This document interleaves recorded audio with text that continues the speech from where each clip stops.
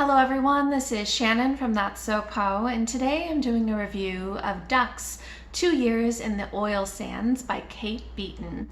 Kate Beaton is a kind of comic author who's well known for her Hark, a Vagrant series, which I haven't read but I've heard great things about. And she just came out with this memoir about her experiences when she was fresh out of college, more than a decade ago, when she went to work in the Alberta oil sands in order to pay off her student loans.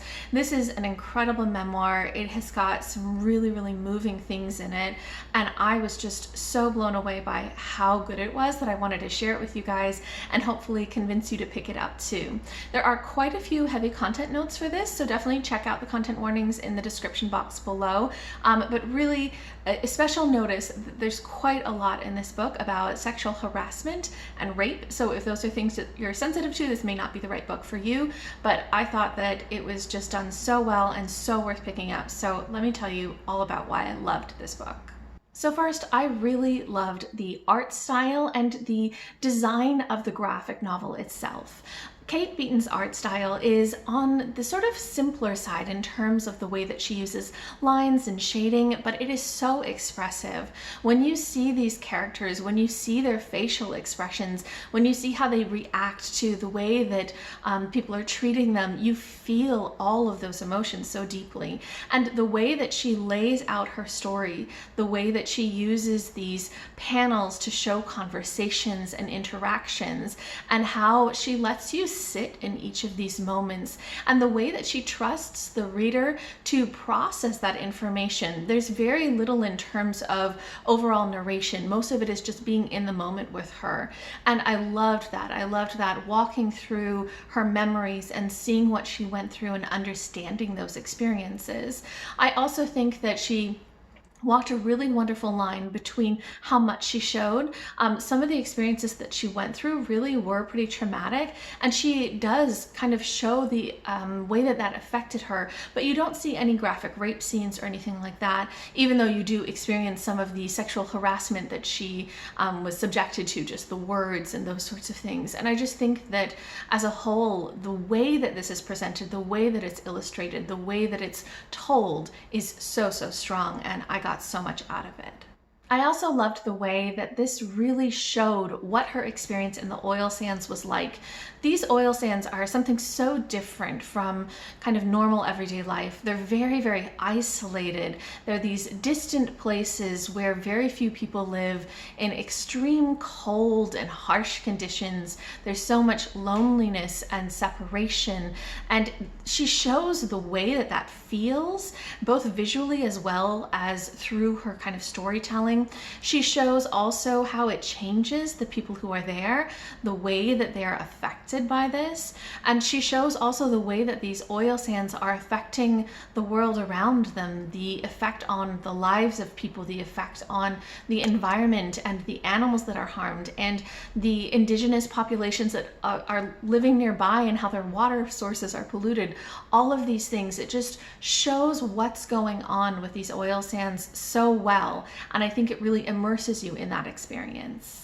Another thing that I thought was so well done in this memoir is just the amount of reflection that is in this. I think that this has been written with a fair amount of distance from the events in the memoir. I think maybe about 15 years, and you can tell that Beaton has done quite a bit of processing and reflection, and that shows in the way that she presents this memoir. Definitely nothing is sugar-coated. There are some pretty difficult experiences that she went through, and you can see that on the page, but there's also so much nuance in the way that it is presented, which I don't think you would get if the experiences were so fresh.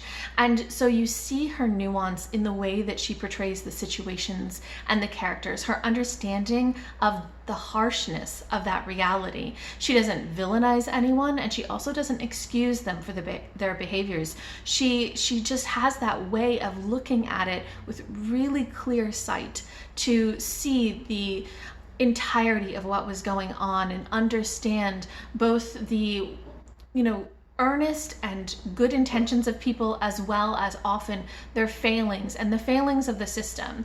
And you see those moments also in the story where she is gaining some of that realization, the recognition that even if she is the victim of abuse, that in that situation she has very few options. And it's sometimes such a harsh reality, but seeing her really go through these experiences and the way that she is changed by them is incredibly moving.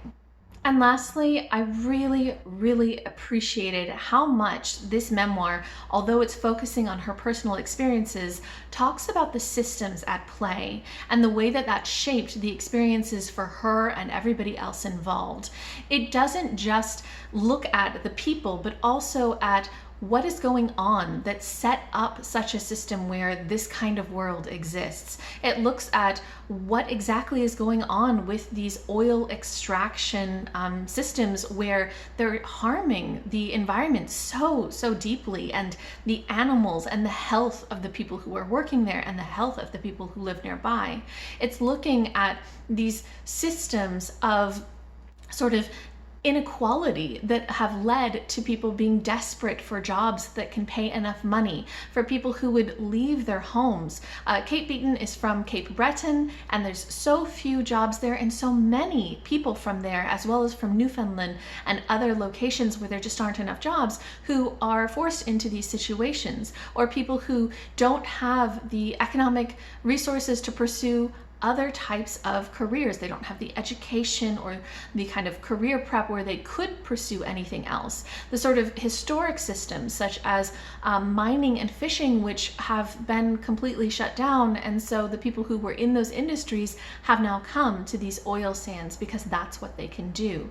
And the way that these systems of social isolation have such detrimental effects on the people who are there. It just sort of breaks down so many social mores and really connection to other people, and breaks down so much in terms of what's acceptable behavior and what's not.